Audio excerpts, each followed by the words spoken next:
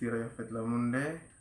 Saya mahasiswa Institut Agama Kristen Negeri Kupang dengan NIM 01 2019 0441 dari kelas L semester 5. Di video kali ini saya akan membuat video tentang kepemimpinan Kristen dalam beberapa aspek.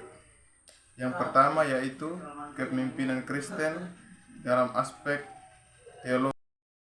Kepemimpinan Kristen dalam aspek teologi secara umum.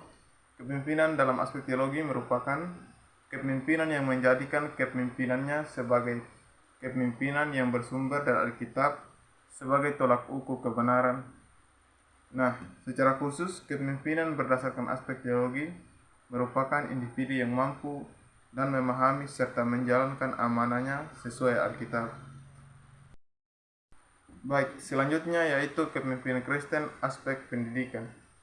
Secara umum, kepemimpinan Kristen dalam aspek pendidikan adalah suatu kemampuan dan proses mempengaruhi, membimbing, menggerakkan orang lain yang ada hubungannya dengan pendidikan, baik pengembangan dan pelaksanaan pendidikan. Secara khusus, kepemimpinan Kristen dalam aspek pendidikan lebih menuju pada hubungan antar teman yang saling mempengaruhi untuk pengembangan dan pelaksanaan pendidikan. Selanjutnya yaitu kepemimpinan Kristen dalam aspek sosial. Secara umum, kepemimpinan aspek sosial adalah kepemimpinan yang mampu mempengaruhi perilaku orang dalam kelompok sosial yang bernilai positif, yang mampu berinteraksi secara bebas dan mampu merangkul, bukan hanya memihak pada satu pihak. Secara khusus, kepemimpinan Kristen aspek sosial merupakan individu yang dapat membawa pengaruh baik dalam lingkungan sosial agar dapat memberikan dampak yang baik dalam lingkungan itu sendiri. Selanjutnya adalah kepemimpinan Kristen dalam aspek budaya.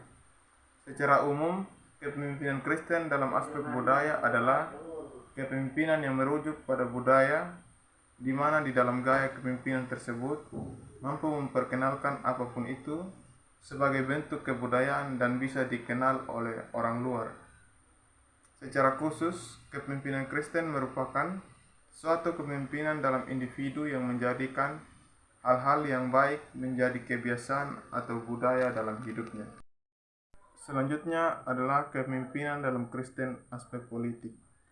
Secara umum, kepemimpinan aspek politik adalah pemimpin yang mampu memiliki kecerdikan dalam memimpin, di mana pemimpin pandai dalam mencari kesempatan dan peluang untuk suatu pertumbuhan lembaga yang dipimpin.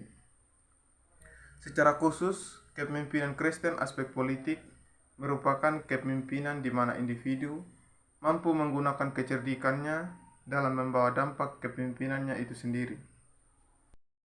Dan yang terakhir adalah kepemimpinan Kristen dalam aspek ekonomi. Secara umum, kepemimpinan aspek ekonomi merupakan kepemimpinan yang merujuk pada sistem keuangan, di mana pemimpin harus pandai dalam mengatur keuangan agar tidak mengalami kekeliruan dalam suatu organisasi. Nah, secara khusus, kepemimpinan Kristen merupakan suatu kepemimpinan yang merujuk pada individu yang pandai dalam menggunakan kepemimpinannya sebagai seorang manajemen keuangan yang baik.